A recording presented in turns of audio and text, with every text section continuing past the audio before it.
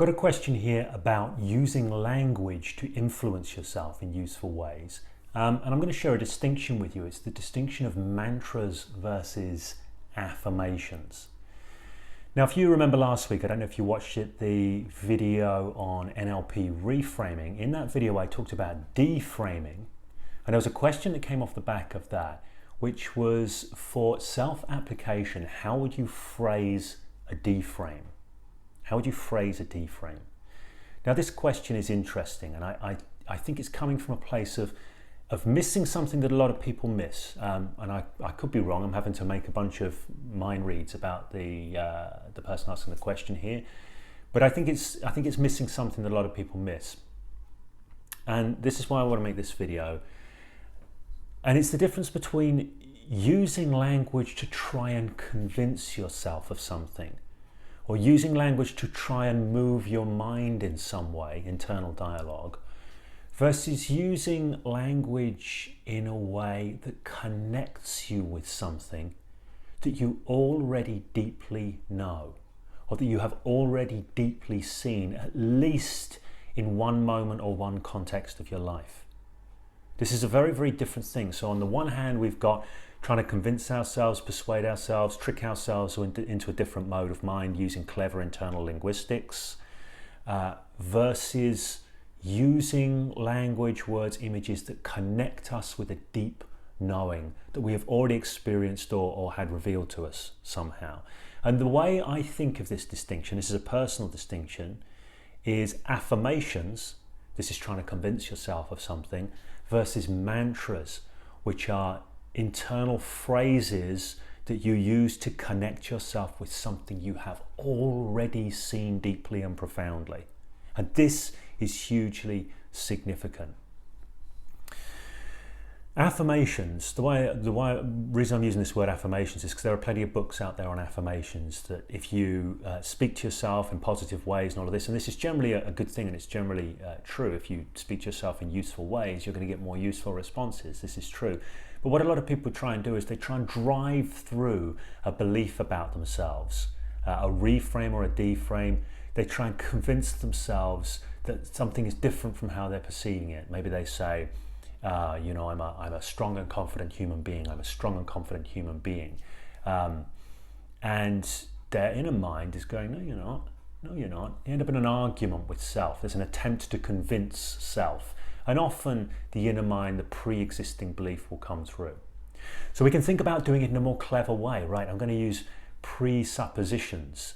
Let's say instead of saying I'm a strong and confident human being, you might say, how ready am I now to connect with my strength and confidence?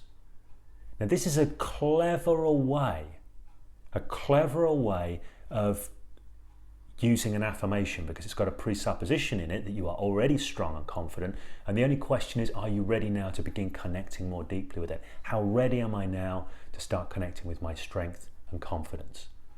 So this is a more powerful way of using languaging. If you want to go for a reframe, or you want to put a different frame upon yourself, a different frame upon reality. I was talking about deframing before. And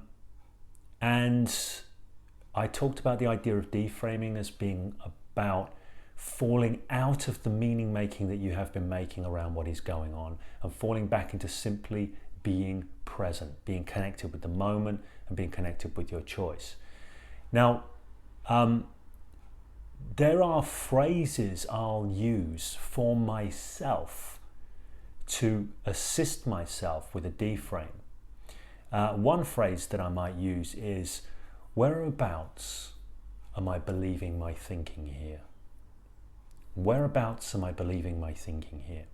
It's a question I ask myself if I'm caught up in something. I don't need an explicit answer. It just reminds me that I am believing my thinking. Now, that's the key point there, is it reminds me. I have a phrase there that reminds me of something that I know. In a different space, in a different place, in a different headset, I know deeply that I am experiencing reality as I'm making it up with my mind. And if I'm having a very visceral response to something, there's a thought that I'm mistaking for a fact, and there is no question about that. I know that to be so. I just need a reminding of it in the moment. I don't need convincing of it, I need a reminding of it. So in that instance, I call this a mantra. Anything that I use, any phrase that I use to remind myself of a truth that I have seen, that I have stood in, that I have bathed in. I'm talking about an experiential truth, not necessarily an ontological truth or a factual truth. I'm talking about an experiential truth. I want to use a phrase that's going to remind me and reconnect me to that. And it's going to be very personal to me. Very, very personal to me. So, phrases that I've used in different areas. Like there's one I've shared a lot, one I use for myself, not so much now because I don't need to, it's more embodied, of reminding myself, the mantra of connecting to the fact that whatever people think about me, however people may judge me, changes absolutely nothing about who I am. Nothing. Now, that was a powerful mantra for me that I used for a long time, but I used it to remind me of a truth that I had seen, that other people's judgments did not change me. I did not change as a person. That other people's judgments had no power over me unless I did some kind of psychological maneuver whereby I processed them through my sense of self and create pain for myself. It's a very human thing. This is why people recoil at judgment. They don't like to be judged. They're not willing to give people the opportunity to judge them, and they shy away from it. So I saw that in my life and I wanted to change that, and I saw the truth of it deeply. My goodness, it doesn't change anything about who I am. I'm processing their judgments through my sense of self, but that's a mind trick. It's not real. That changes nothing. The truth of that was something I saw and connected and felt deeply. And what I wanted to do is put a handle on that so I could bring it into the moments where it counted, when I was going to be had by some kind of trance of reacting to judgment or something. I wanted to have a linguistic handle on that I could pull that truth back in, reconnect with it deeply. And that's what a mantra is for me. So in that instance, I had the mantra of, whatever this person thinks of me and however they judge me changes absolutely nothing about who I am. But the key is that's a mantra. If I was using that as an affirmation, I'd be using those words to try and convince myself of something. And that almost never works. But I'm not trying to convince myself of something, affirmation. I'm wanting to remind myself of something. I'm wanting to connect into a reality, into a truth that I have seen. So, another example of that for me, a personal mantra that I've used, it's very, very personally tailored. And you want your personal mantra to have impact. You know it works when it connects you to the truth that you have seen. So another example was, again, with regard to interpersonal stuff, is the recognition that 99.9% roughly of what I encounter in other people's behavior is all about them and nothing about me.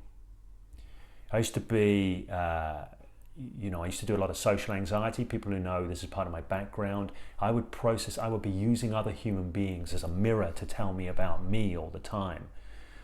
So everything's very egocentric, but everything about what they were doing, I'm like, unconsciously, what does that mean about me? What does that mean about me? Do they like me? Do they not like me?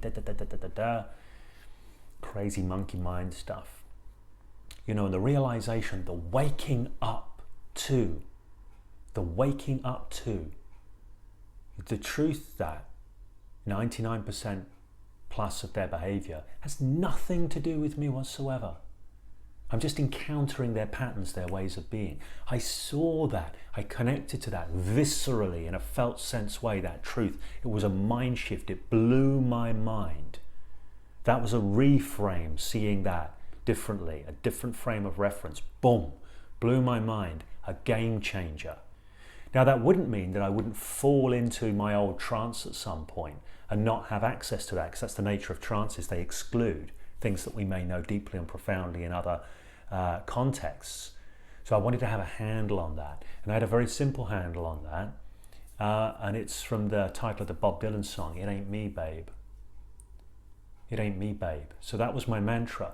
So I would encounter this behavior, and as soon as my feeling would say you're being pulled into a trance, of thinking that their behavior is about you.